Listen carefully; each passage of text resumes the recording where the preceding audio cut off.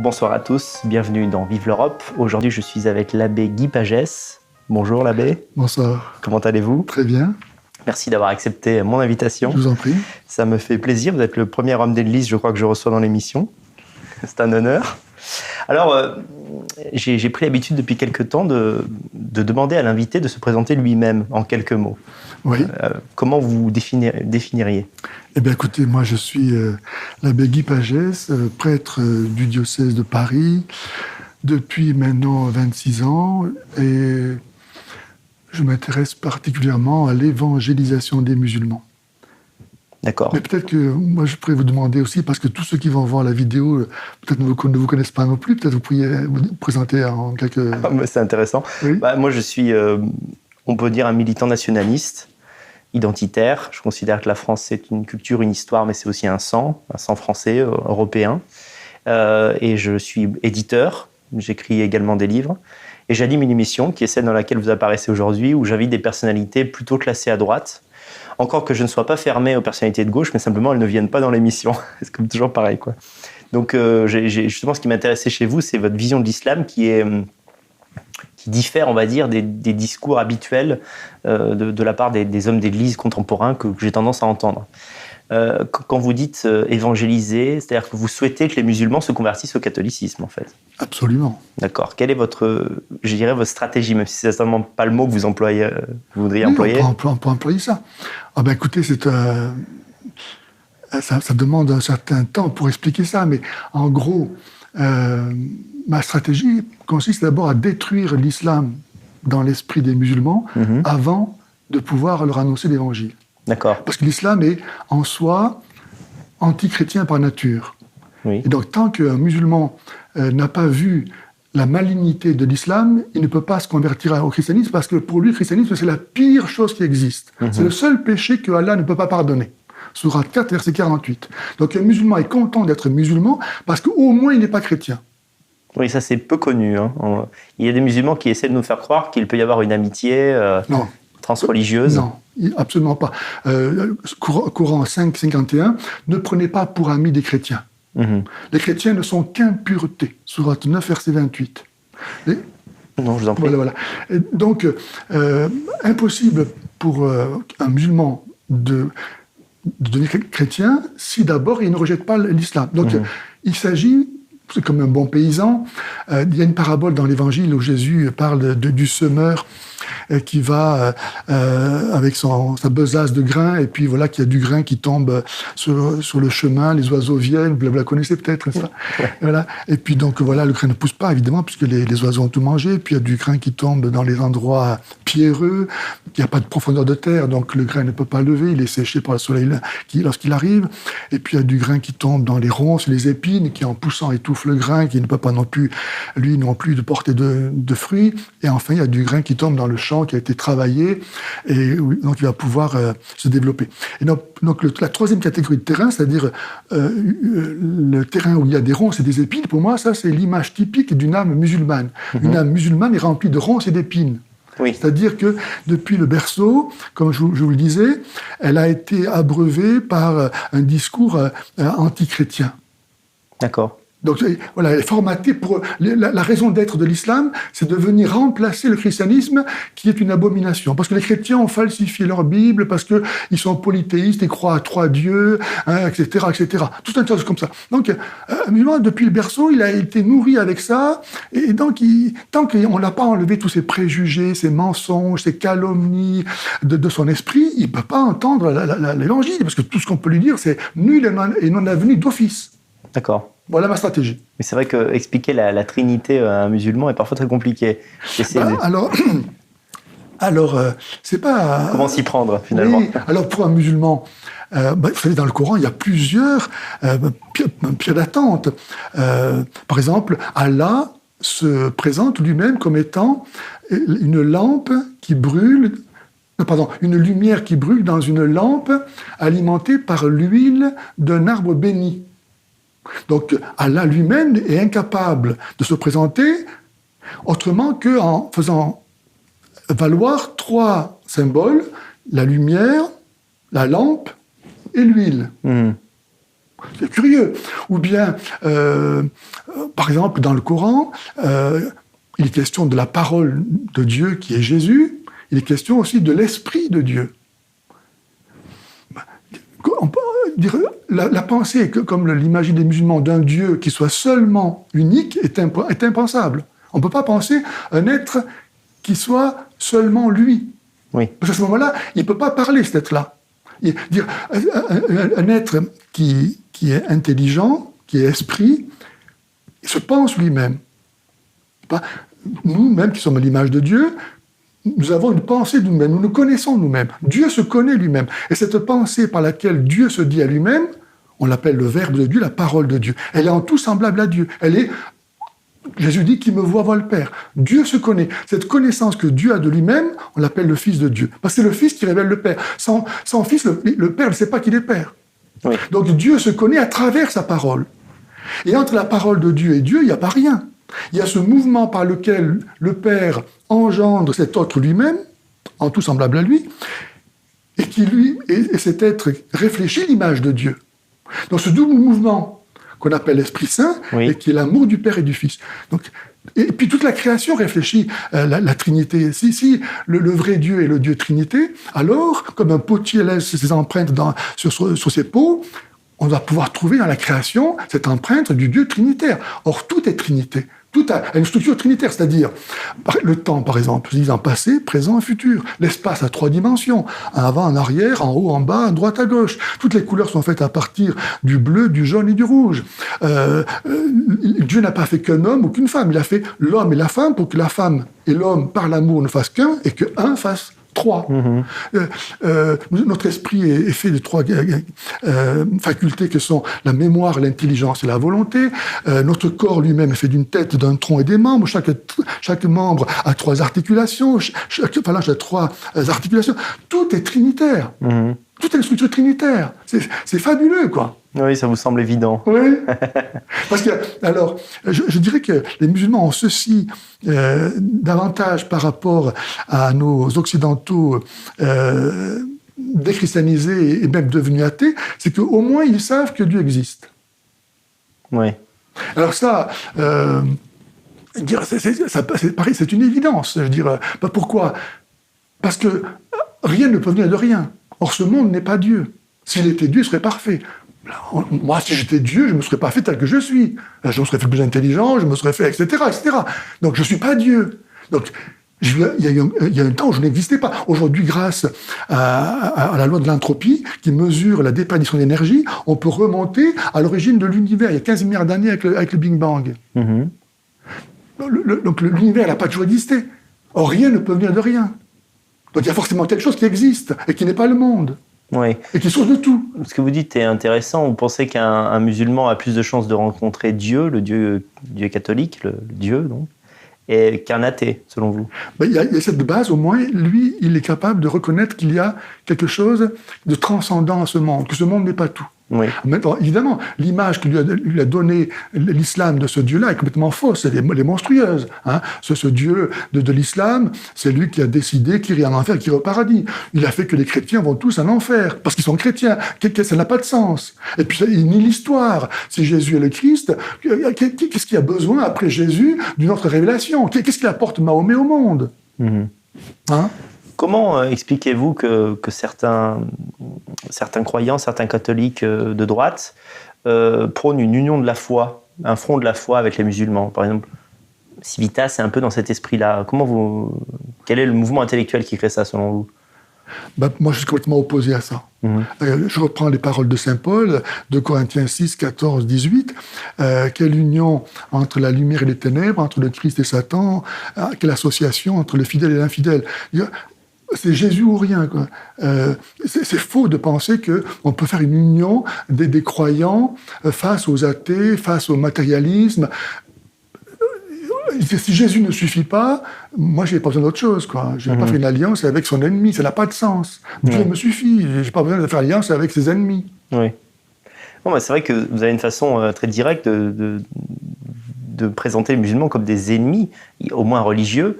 Vous avez conscience quand même d'être minoritaire, je dirais, actuellement, à avoir ce discours aussi clair, aussi radical. Alors, vous savez que Jésus a dit « aimez vos ennemis ». Oui. Donc, les musulmans sont mes ennemis, pas nécessairement parce qu'ils l'ont tous voulu ou parce qu'ils sont tous mauvais. Il y a des braves gens partout, même qu'il y a des mauvais gens chez les catholiques. Moi, je hais l'islam de toute mon âme, mais j'aime les musulmans comme moi-même pour l'amour de Dieu. D'accord. Mais en même temps, je suis conscient que tant qu'ils restent musulmans, eux-mêmes sont mes ennemis.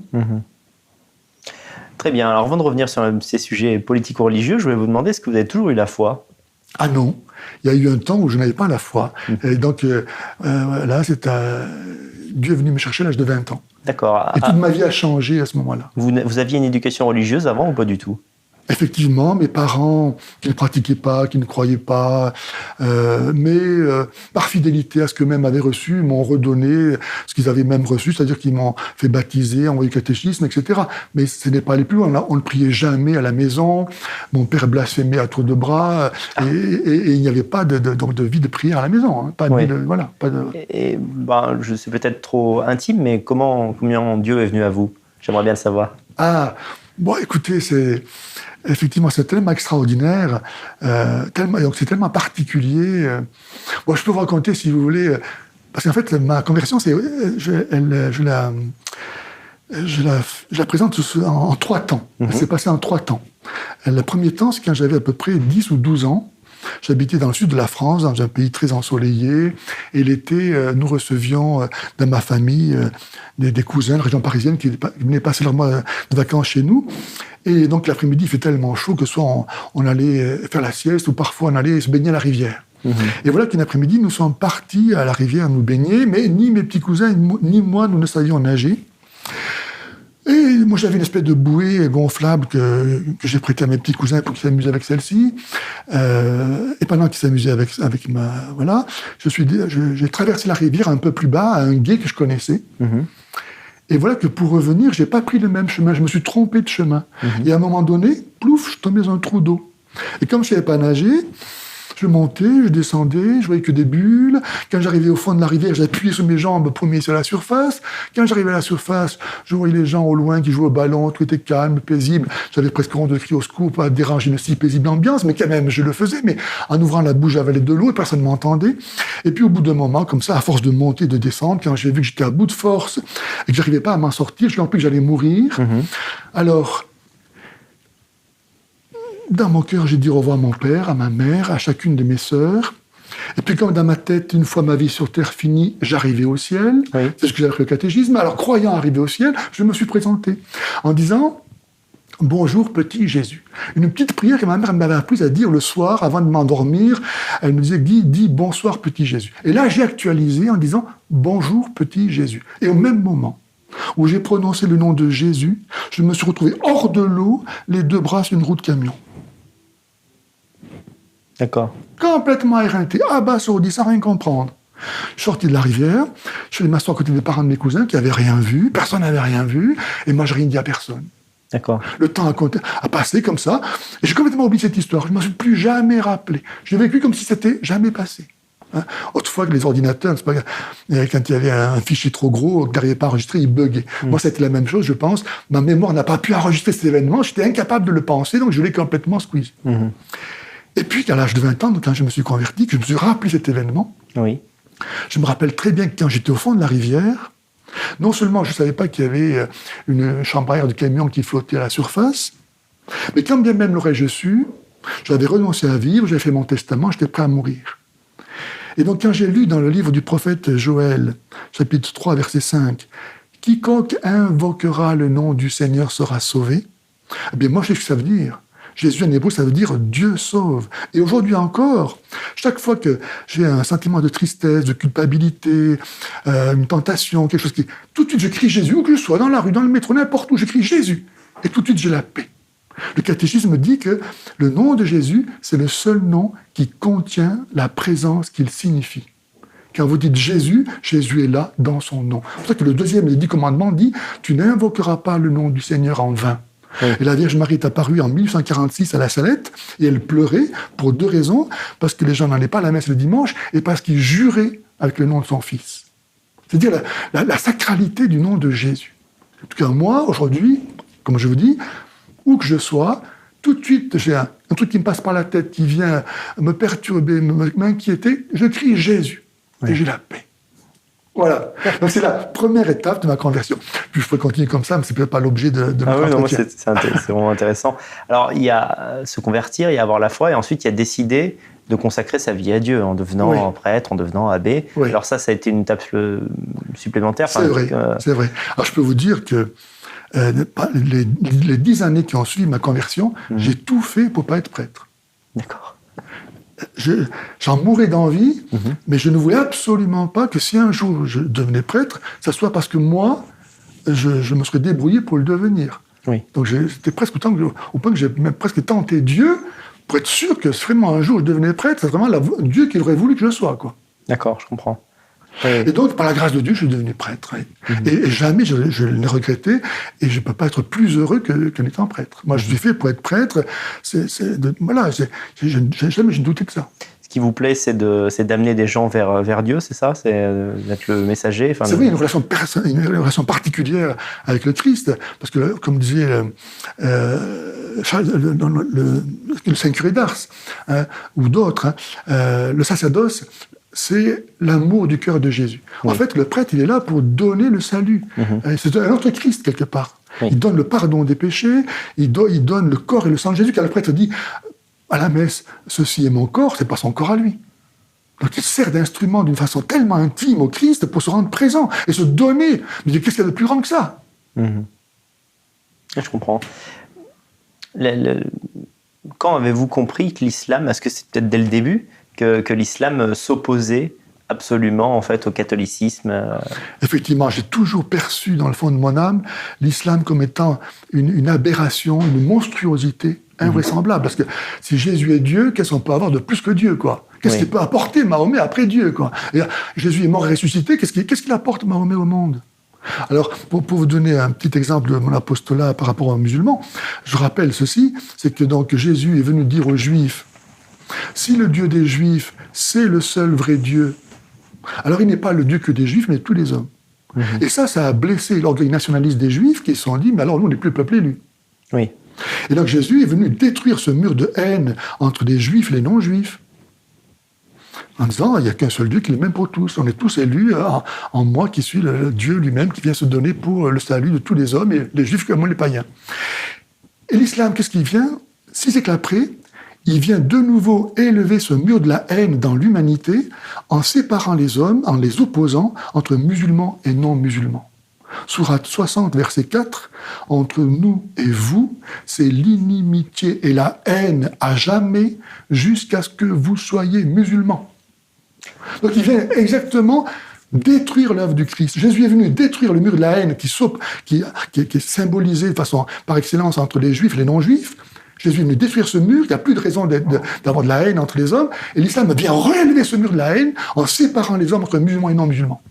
Oui, alors c'est vrai que les musulmans, c'est un secret pour personne, surtout dans les pays où ils sont majoritaires et où ils ont le pouvoir, traitent plutôt mal, c'est le moins qu'on puisse dire, les non-musulmans, en particulier les chrétiens, mais pas seulement. Mais tout de même, si je voulais taquiner, je dirais que les catholiques souhaitent également que l'humanité entière se convertisse au catholicisme.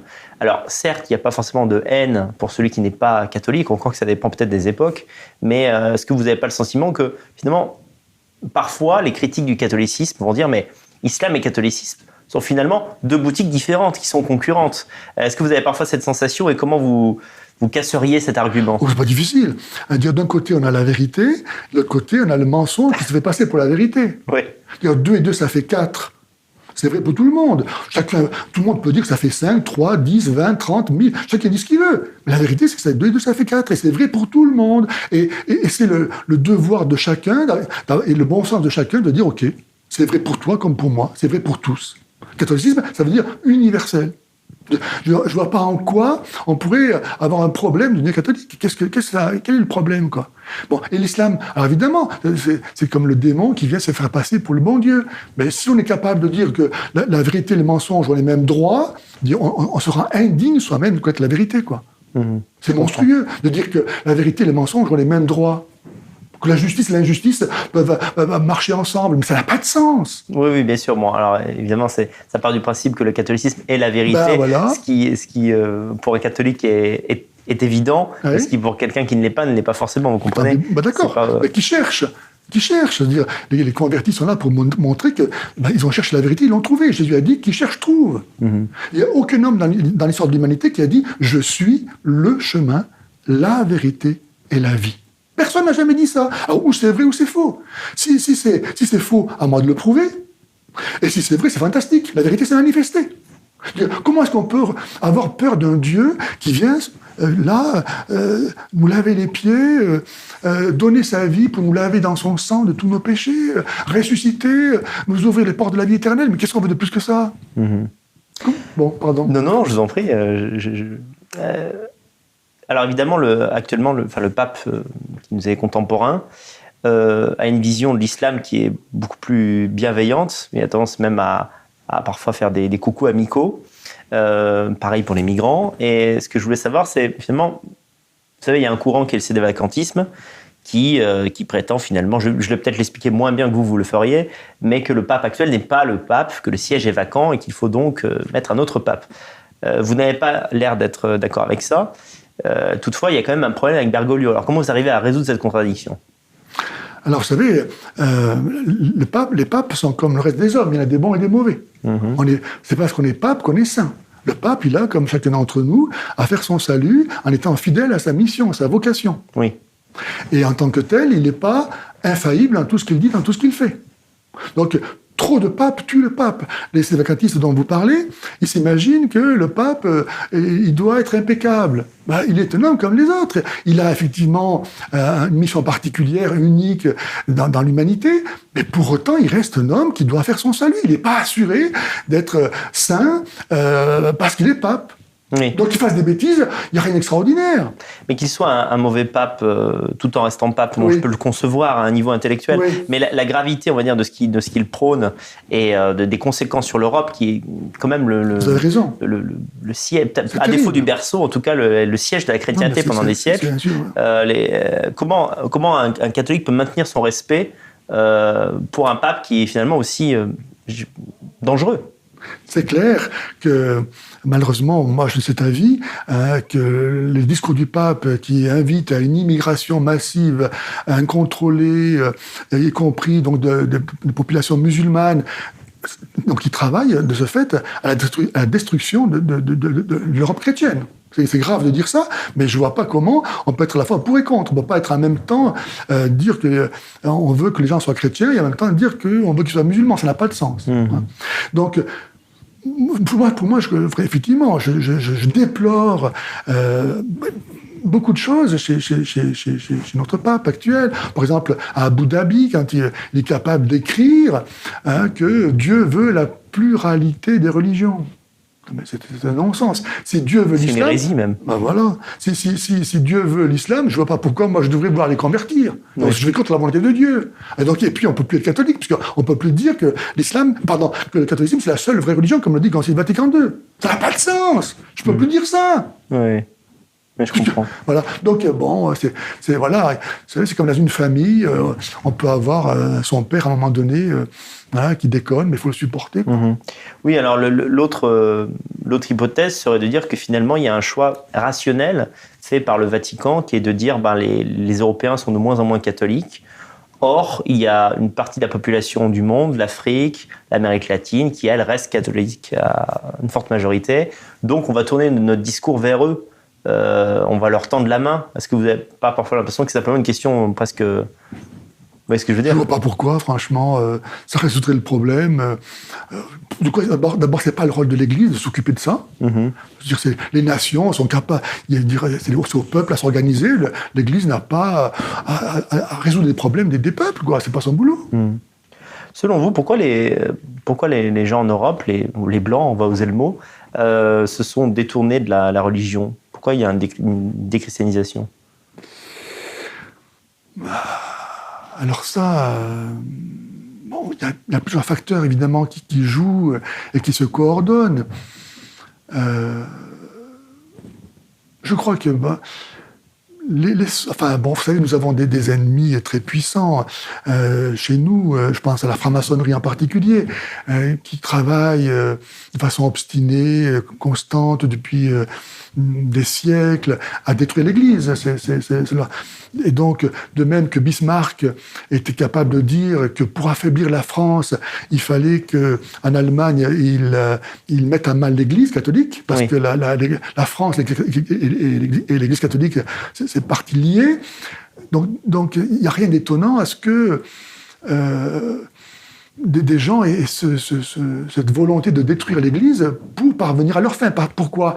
Parce que l'Église, dans cet univers qui est devenu aujourd'hui adorateur de la science, c'est-à-dire de l'homme qui est capable, on le voit avec le transhumanisme, on le voit avec tous ces projets complètement dingues, où on pense arriver à maîtriser toute chose, l'Église, elle rappelle non, que l'homme n'est pas Dieu, qu'il y a un Dieu, qu'il y a une loi, qu'on ne se donnait pas à soi-même, qu'il y a une vérité qui est transcendante. Donc, ça fait obstacle. Et donc, quelque part, il faut éliminer l'Église. Oui. Alors, quels sont ses ennemis ? Effectivement, donc, on va remonter, je veux dire, la franc-maçonnerie, mais peut-être on peut remonter encore avant, avec, même si c'est pas très très loin dans le temps et dans la famille de pensée, mais avec les nouveaux philosophes qui ont pensé retrouver dans le paganisme, justement parce que, comment on n'est pas obligé d'être chrétien, donc. À un moment donné, on s'est dit, mais pourquoi l'Église aurait raison et pas autre chose, et pas une autre ? Donc on va chercher autre chose. On s'est un peu lassé.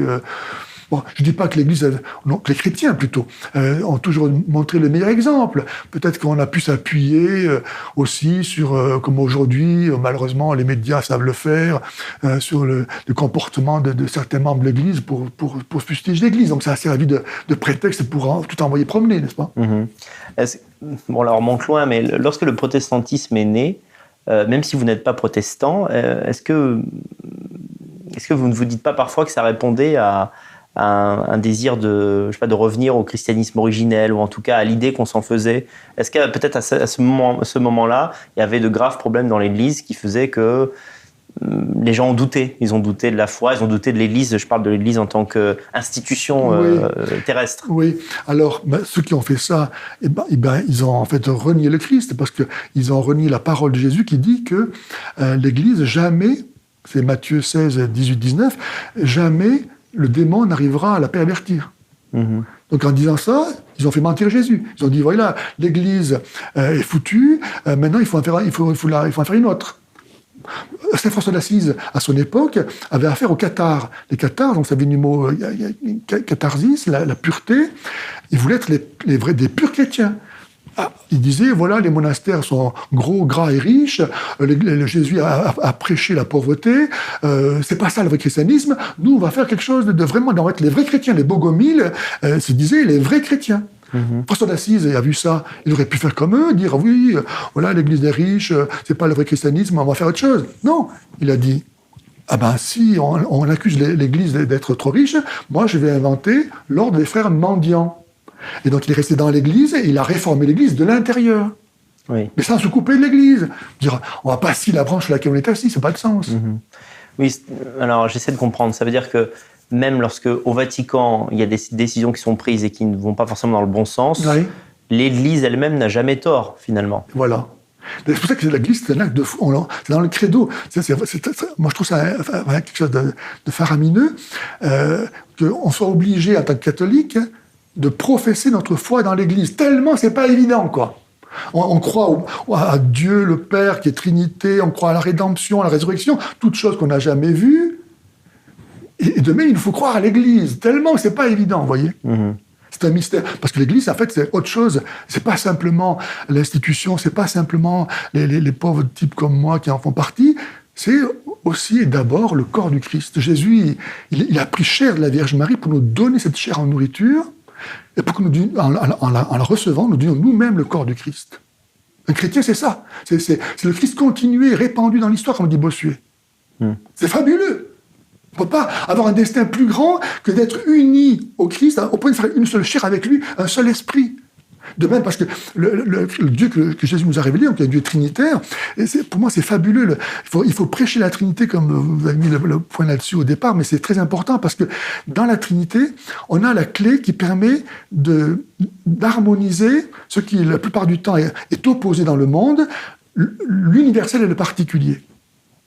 En Dieu, il y a un seul Dieu et 3 personnes qui sont distinctes, qui chacune est le seul Dieu, qu'elles sont toutes les 3 ensemble. C'est incompréhensible, mais ça explique tout. Si on n'a pas ça, on ne peut rien comprendre. C'est ça, l'amour. L'amour fait que ceux qui s'aiment ne font qu'un. Et pour pouvoir aimer, il faut que ce soit différent. Donc Dieu, il est capable d'unir en lui-même l'identité et la diversité. Dieu, il est un et trine. Ça, dire, si on ne croit pas ça, plus rien, ça ne peut pas tenir le reste. Rien ne peut pas tenir.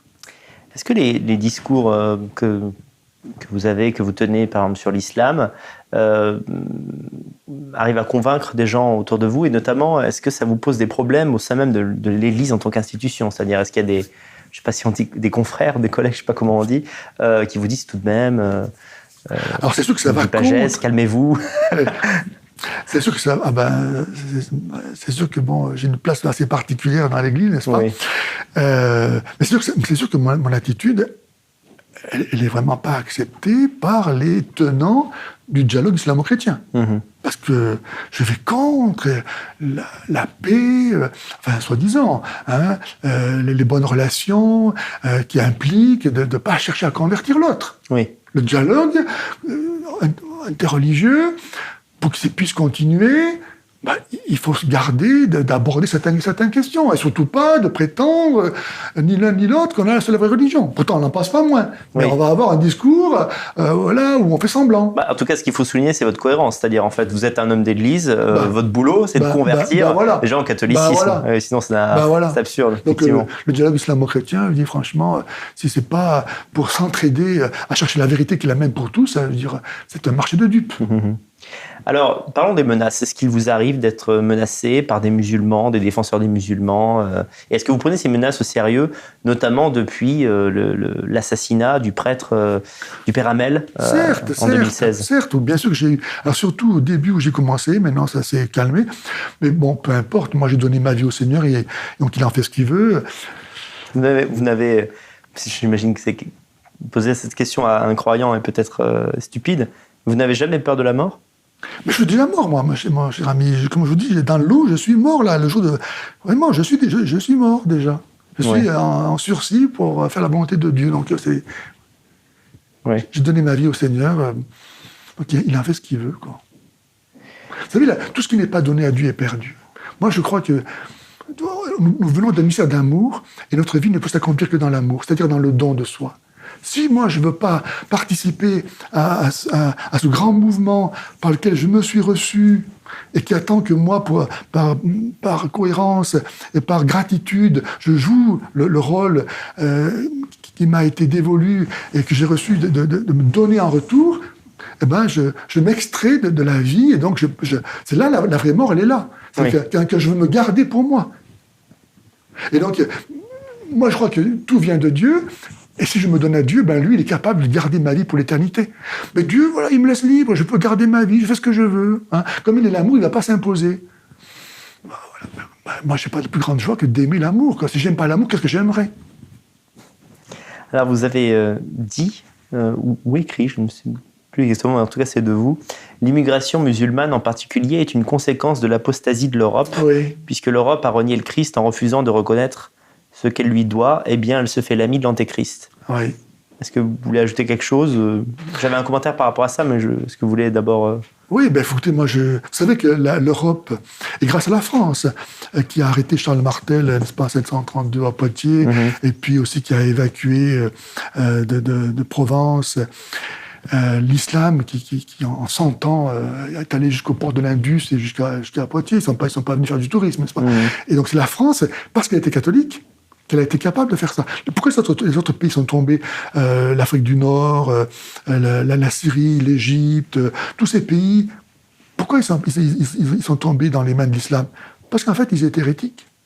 Ils professaient des hérésies, soit le donatisme pour l'Afrique du Nord, soit l'arianisme pour l'Espagne, soit le nestorianisme pour l'Égypte. Tous ces pays, donc, en fait, sont devenus plus ou moins semblables à l'islam. Ils n'ont plus vu la différence spécifique du christianisme et ils ont été capables d'échanger finalement facilement leur foi pour la foi musulmane pour sauver leur vie. Mais les Français, menés par Clovis, eux, c'était le seul peuple catholique parmi tous les peuples dans l'alentour. Et c'est la France qui a stoppé l'islam et qui donc a permis à l'Europe de se forger en opposition à l'islam. Donc la France a vraiment une vocation particulière. Et donc si la France, la Révolution française, rejette tout ça, c'est-à-dire son histoire, son identité, parce que de même que chacun d'entre nous avons une mission particulière qui nous est donnée, on est né à telle époque, à tel endroit, on l'a pas choisi, on est de tel sexe, de telle race, etc. On l'a pas choisi. De même, les nations sont voulues par Dieu. Elles n'existent pas par hasard. Le peuple juif lui-même, il a été créé, voulu, pour permettre à Dieu de s'incarner dans un petit peuple qui soit à l'abri de tout culte rendu aux idoles et aux démons, pour pouvoir humainement se développer dans un contexte saint. Et de même, la France a été voulue par Dieu pour pouvoir être dans l'histoire de l'humanité, ce peuple qui, parce que catholique, permettra à l'Église de jouer son rôle. Avec la Révolution, on envoie tous à promener, eh ben, tu veux pas le Christ, tu auras l'Antichrist. Oui. Pas compliqué, c'est comme ça, tu veux pas... Oui, c'est... Bon, moi, j'ai pas la même vision des choses parce que je n'ai pas la foi et j'essaye de... Le Seigneur, on en parlera à la fin ensuite, mais... actuellement, on prend le monde tel qu'il est aujourd'hui, on a des pays qui arrivent à stopper l'islam, soit à le faire reculer, soit à ne pas le faire rentrer chez lui. Ouais. Je vais en citer deux. La République tchèque, qui est un des pays aujourd'hui, pas dans le passé, mais les plus athées du monde, selon les statistiques, et qui se refuse à l'immigration africaine, arabo-musulmane. Et un autre pays qui est la Chine, qui a carrément persécute, il y a une persécution d'État des musulmans par les Chinois, qui est réfléchie comme telle. Donc je me dis simplement que, est-ce que c'est pas une vision un peu bornée des choses, de dire finalement, si on n'a pas l'islam, si on n'a pas le catholicisme, on a l'islam. Il y a d'autres moyens de se protéger ou de dire non à telle ou telle religion. Vous avez quand même conscience de ça. Alors, il faut voir qu'est-ce que ça va donner. Quel va être l'avenir de ces politiques. Si enfermer les musulmans dans les camps de redressement et de reformatage à l'école du communisme, je ne pense pas que ce soit une solution, parce qu'on ne peut pas éteindre dans le cœur des hommes cette aspiration à l'absolu, à la vérité en soi. Rendre les gens malheureux, c'est pas le but du jeu. Hein. Alors je sais que la Slovaquie, par exemple, et puis je crois qu'il y a aussi l'Ouganda qui ont évacué. Voilà, nous avons chez nous aussi je crois que c'est Tahiti. Ils n'ont pas voulu de mosquées chez eux. C'est vrai. Donc il y a des peuples comme ça. Il y a aussi des peuples catholiques qui luttent contre l'islam, comme la Pologne, un peuple très, très pieux. Oui. Effectivement. Mais c'est vrai que c'est important. Vous avez raison de dire que. Il n'y a pas besoin d'être catholique pour comprendre que l'islam, en soi, c'est un mal. C'est absurde, c'est cruel, c'est contraire à la raison. Donc, n'importe qui, sur la base simplement de la raison, peut comprendre que l'islam est son ennemi. Ça, c'est clair. Est-ce que vous croyez en l'égalité des hommes ? Alors, tout dépend de quelle qualité on parle. L'égalité de nature, on est tous des hommes, on a tous le même ADN, enfin, on appartient à la même espèce humaine, c'est clair. Mais il est bien évident que nous ne sommes pas tous égaux. Vous êtes certainement plus intelligent que moi, vous êtes plus jeune que moi, plus riche que moi. Plus jeune, c'est sûr, plus intelligent, je ne sais pas. Etc. Donc nous avons tous des différences. Oui. Donc, alors, de quelle égalité est-ce qu'on parle ? Je pose la question parce que on va voir là où je veux en venir. C'est que on est un peu dans le politiquement incorrect, mais c'est moi qui porte ce discours, donc vous êtes tranquille. Moi, je crois qu'il y a des différences d'intelligence moyenne en fonction des peuples, ce qui ne veut pas dire qu'il n'y a aucun homme noir intelligent, etc. Mais je me dis qu'il y a une complexité quand même dans la théologie catholique. Qu'il n'y a pas dans d'autres religions, dans l'animisme ou dans l'islam. Et je ne sais pas si tous les peuples pourront intégrer ce logiciel catholique à leur essence. Et moi, je parle d'une impossibilité cognitive, intellectuelle. Est-ce que vous vous êtes déjà posé cette question-là ? Ben, le christianisme n'est pas simplement des théories compliquées. Non, on peut percevoir de façon intuitive la vérité sans être capable de la formuler. Maintenant, qu'il y ait des différences de tout ordre, d'ailleurs, entre les peuples, enfin plutôt ou les races. Vous savez qu'aux États-Unis, il y a quelque temps, j'ai appris ça, à l'université, quand vous rentrez, suivant la race à laquelle vous appartenez, vous partez avec un quota différent. Vous savez ça? Oui, une discrimination positive, mais... Voilà. Vous êtes blanc, vous partez à point à 0. Vous êtes asiatique, vous partez avec 150 points en moins. Vous êtes noir, vous partez avec 300 en plus, etc. Donc, cette différence de race, elle est actée chez ceux qui se prétendent antiracistes, n'est-ce pas? Effectivement. Comment l'antiracisme, en fait, retombe de là où il ne voulait pas aller, quoi. Et alimente le racisme, quoi. C'est hallucinant, quoi. Oui. On lutte contre le racisme, et pourtant on demande des mesures antiracistes. Alors, pour revenir à votre citation, moi je donne mon point de vue qui est rationnel sur le fait que l'espace vide créé par la déchristianisation, en quelque sorte, est une invitation pour l'islam. Oui. Moi je vois la chose comme ça. Donc effectivement, la France est passée du royalisme à la République. Et ensuite, on a voté pour les présidents. Les présidents n'étaient plus seulement... Enfin, le dirigeant ne venait plus c'était plus une question de naissance, c'était plus une succession. Les gens votaient pour. Et à partir du milieu du XXe siècle et après la Deuxième Guerre mondiale, les gens, les citoyens français n'ont pas voté pour des partis politiques qui mettaient un frein à l'immigration, au contraire. Donc, la question que je vais vous poser, c'est est-ce que vous utilisez cet outil électoral? Est-ce que vous votez? C'est une bonne question. Alors, vous savez, il me semble que dans la perfection, il faudrait distinguer 3 ordres. Enfin, je ne réponds pas directement à votre question, mais vous allez quand même comprendre. Pour saint Thomas d'Aquin, la monarchie est le système politique le plus parfait, puisque le but de la politique, c'est d'unir la diversité en une même volonté pour rendre efficace la vie de chacun. Enfin, efficace, je veux dire, plus facile. Évidemment, on est plus fort à plusieurs que tout seul. Ensuite, il y a, au niveau local, la possibilité pour chacun de se connaître et donc d'avoir une vie qui va pouvoir être gérée par chacun, alors qu'on ne peut pas avoir une représentation de beaucoup à la tête parce que si tout le monde gouverne, personne ne gouverne. Donc, au niveau local, la démocratie s'impose comme ce qu'il y a de vrai, qui prend en compte vraiment l'humanité telle qu'elle est.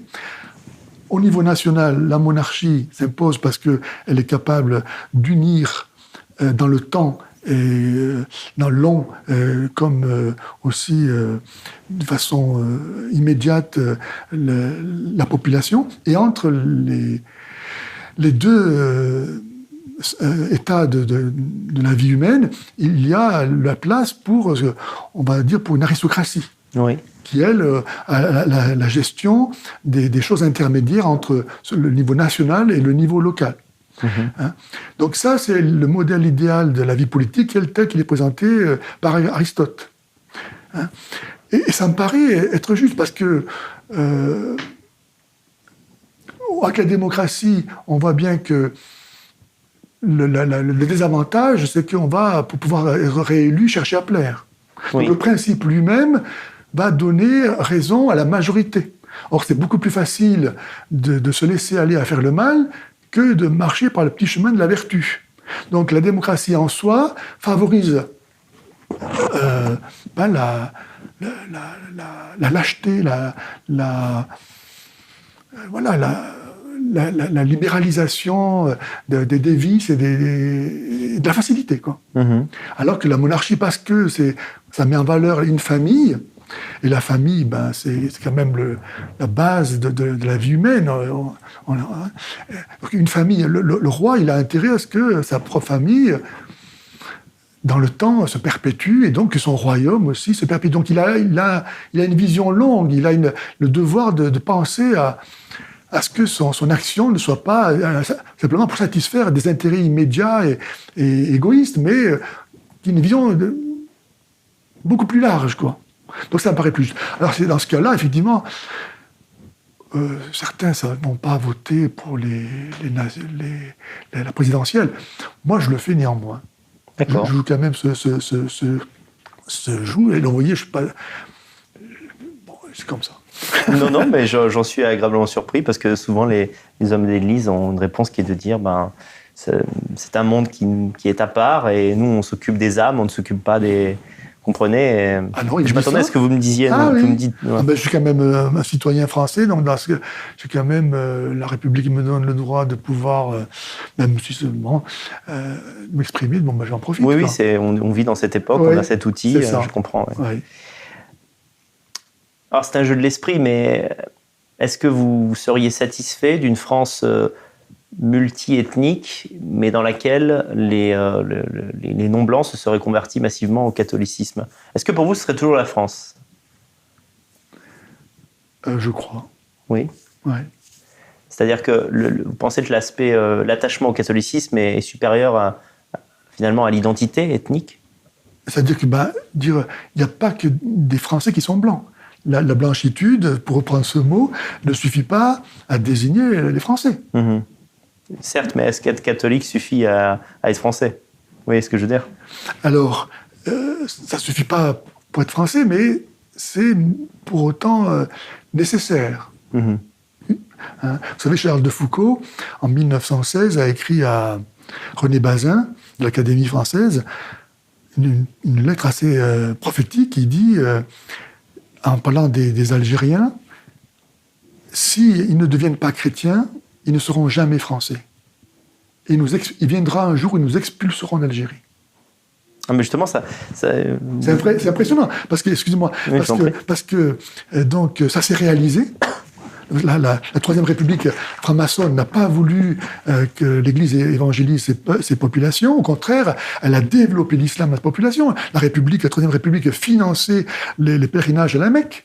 Mm-hmm. De ces Algériens. Elle a tout fait pour que ces peuples redeviennent justement en haine du christianisme, pour dire non, le christianisme c'est pas la seule vraie religion, il n'y a pas de raison dans une démarche démocratique que tout le monde n'ait pas droit à une diversité où chacun peut choisir. Donc la Troisième République s'est mise au service de l'islam. Il a développé l'islam en Algérie, alors qu'il attendait que ça aurait été très facile pour ces gens, si la France avait joué son rôle, qu'ils se convertissent au christianisme.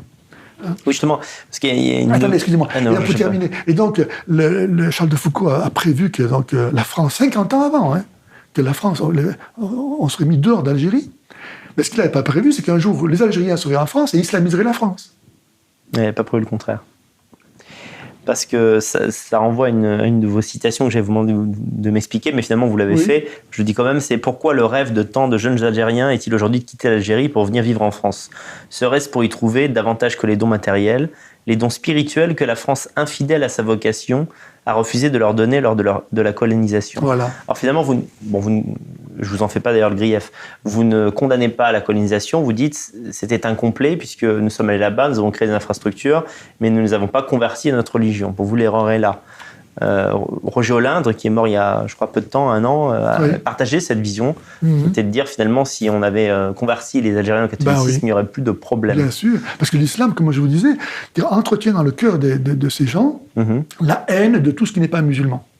Oui. Donc ils sont inassimilables, par nature. Il y a tant qu'ils sont musulmans, ils seront inassimilables. Ils ne peuvent pas s'approprier l'histoire de notre peuple, de notre pays, parce que le christianisme, pour eux, c'est l'abomination. Donc ils ne pourront jamais être français. Charles de Foucault a raison. Vous croyez vraiment qu'une foi forte comme celle-là peut être brisée comme ça par une autre? Enfin, pas brisée. Mais... Si, vous voyez, des gens comme vous s'y mettent, on peut y arriver. D'accord. C'est ça le problème, vous voyez, on n'est pas fidèle à notre histoire, au projet de Dieu, donc ça va à l'eau, ça va. Oui. Est-ce que lorsqu'il y a un attentat commis par des terroristes musulmans, islamistes, est-ce qu'il vous arrive de ressentir de la haine, une haine réactionnelle? Non, j'ai pas de haine. Pourquoi? Franchement, ça... Vous ne pensez pas que c'est un sentiment humain?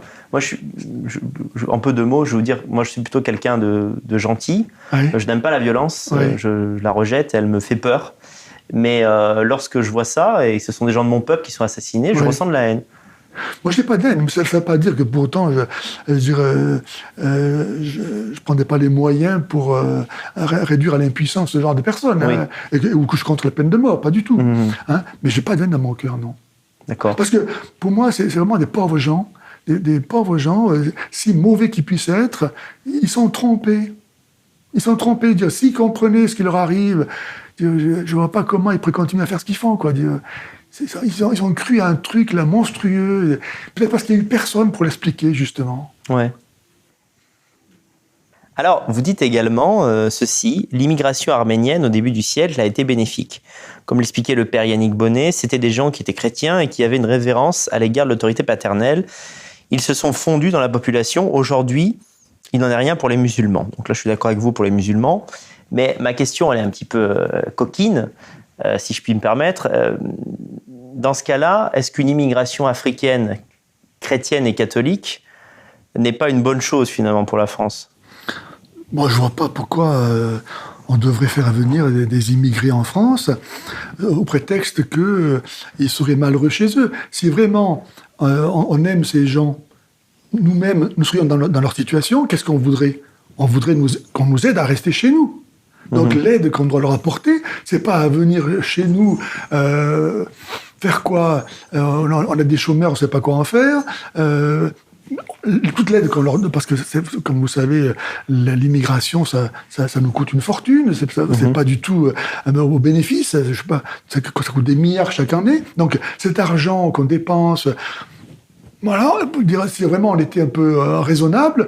En tant que faire, on pourrait leur donner pour qu'ils s'en servent chez eux pour développer leur pays. Ça me paraîtrait être quelque chose de logique. Pourquoi appauvrir ces gens de leur matière grise, de leur force, etc., pour venir chez nous alors qu'ils n'auraient pas décidé, ou bien dans quelles intentions. Enfin, là, on voit bien qu'il y a une volonté effectivement de détruire les nations, parce que les nations sont des réalités voulues donc par Dieu, comme je disais, et nécessaires à l'accomplissement de la volonté de Dieu. Si on détruit les nations, on va se retrouver pieds et poings liés face à un pouvoir totalitaire. Les nations sont une échelle, une étape, une réalité qui permet un sas entre l'universel et le particulier. Donc il a ça, une fonction protectrice. On n'est pas tous appelés à se lever quand il fait nuit, comme ceux qui vivent au pôle Nord, etc. On a chacun à vivre de façon différente. Donc, prétendre qu'on va tous pouvoir vivre de la même façon, mais c'est une aberration, c'est inhumain, en fait, c'est inhumain. Et donc, cette immigration, elle travaille comme ça, dans cette négation de la réalité telle qu'elle est, pour imposer une nouvelle humanité qui sort du cerveau, de ce qui se croit plus intelligent que les autres. Mais au prix de la destruction de la réalité, quoi. C'est incroyable. J'aime bien votre côté croyant pragmatique, c'est-à-dire il y a des réalités spirituelles et des réalités terrestres. Et là-dessus, vous êtes très finalement terre à terre sur ces points-là. Je ne vois pas comment on fait autrement. Enfin.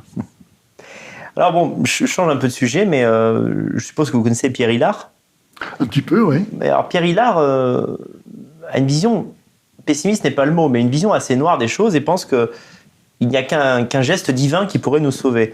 Est-ce que vous partagez cette impression, ou vous avez plus confiance en l'homme, je ne sais pas. Alors, effectivement.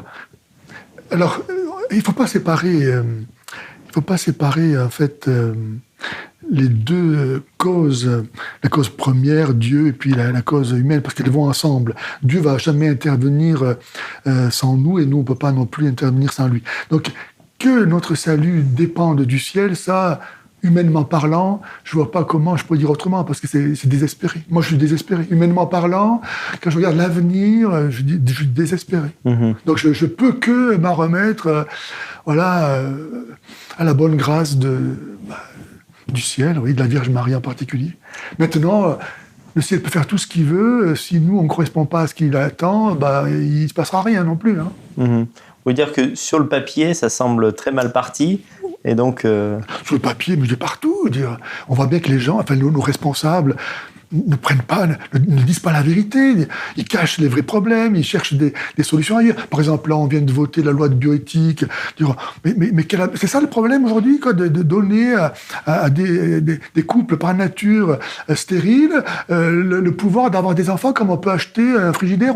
C'est ça dont on a besoin. Donc, on voit bien qu'on est complètement hors sol, quoi. On ne traite pas les vrais problèmes, donc on ne peut pas avoir non plus les vraies solutions. Mmh. Oui, non, je réfléchissais en même temps à ce que vous disiez. Moi, j'ai une vision du transhumanisme qui est un peu, comment dirais-je,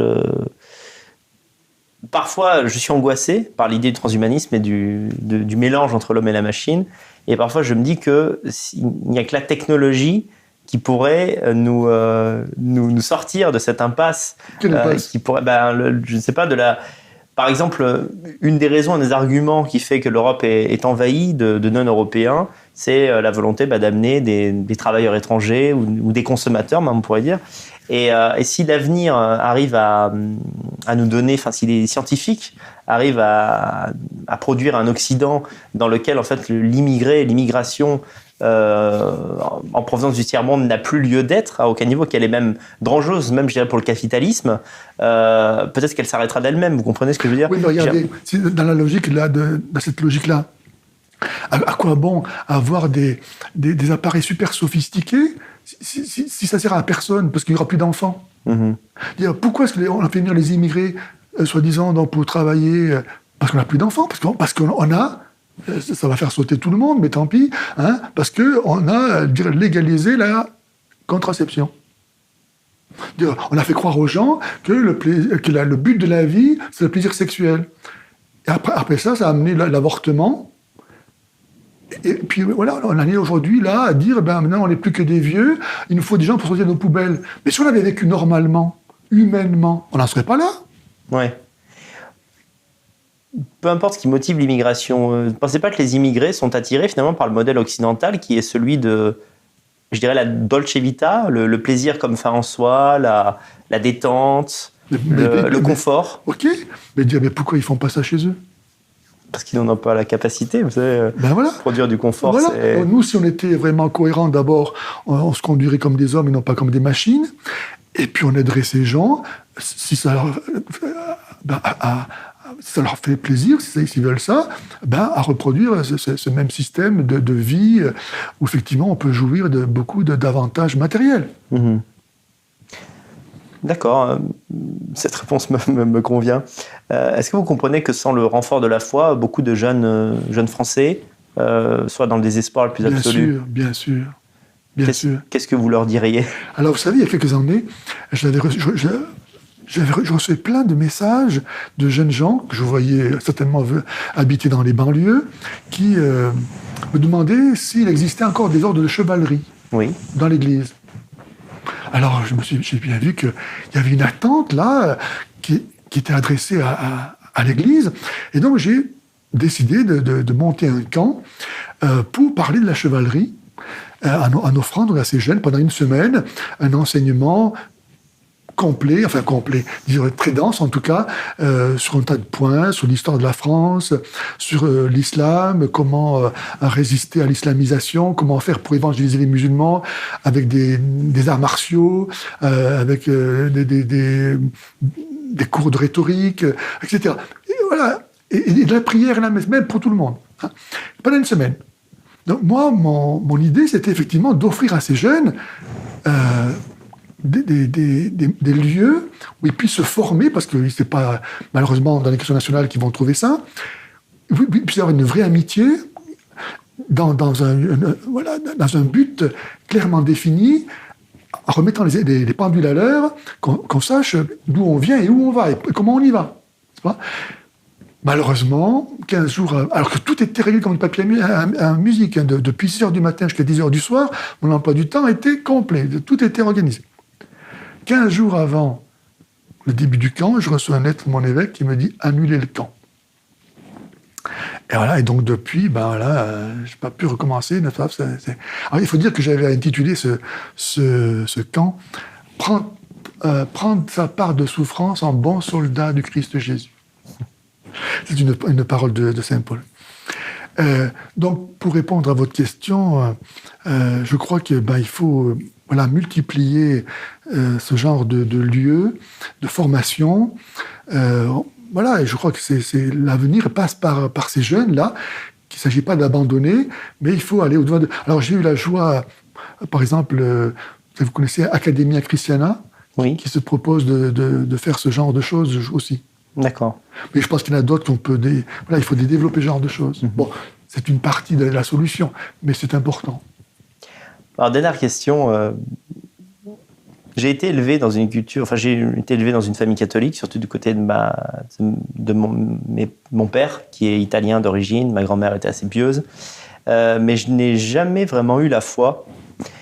J'ai apprécié les dogmes chrétiens, catholiques, mais je n'ai jamais senti la présence de Dieu. Qu'est-ce que vous me diriez? Ah, mon cher, alors écoutez-moi, ça me fait penser à Charles de Foucauld, pour reparler encore de lui, qui, comme vous savez peut-être, était un officier de l'armée française, et lui aussi avait abandonné la foi, il menait une vie de patachon, etc., à l'armée, etc. Et puis, justement, en Algérie, devant le comportement religieux des musulmans, il a été interloqué de voir à quel point, chez eux, l'idée de Dieu avait de l'importance. Mmh. Et donc, de retour en France, à l'occasion d'une permission, il s'ouvre de ça à un prêtre de Paris, l'abbé Huvelin, à l'église... peu importe, ça m'échappe, mais c'est pas grave, qui lui dit ça, il lui dit écoutez, vous ne savez pas si Dieu existe, mais vous pouvez au moins faire cette prière. Vous pouvez dire Seigneur, si tu existes, fais que je te connaisse. Eh bien, cette petite prière, elle a produit Charles de Foucauld. Et donc peut-être qu'elle va produire... Très bien, belle réponse. Voilà. Écoutez, je vous remercie. Merci de m'avoir accordé du temps. Je vous en prie. J'espère que l'échange vous a plu. N'hésitez pas, tout à fait. N'hésitez pas aussi, vous spectateurs, à commenter la vidéo, à la partager. Merci encore. J'espère que cette vidéo fera son chemin. Je vous invite aussi à la partager sur vos espaces, puisque vous avez également pris ce petit archive vidéo. Et en tout cas, c'était un moment plaisant. Merci beaucoup. Merci encore. À très bientôt. Au revoir.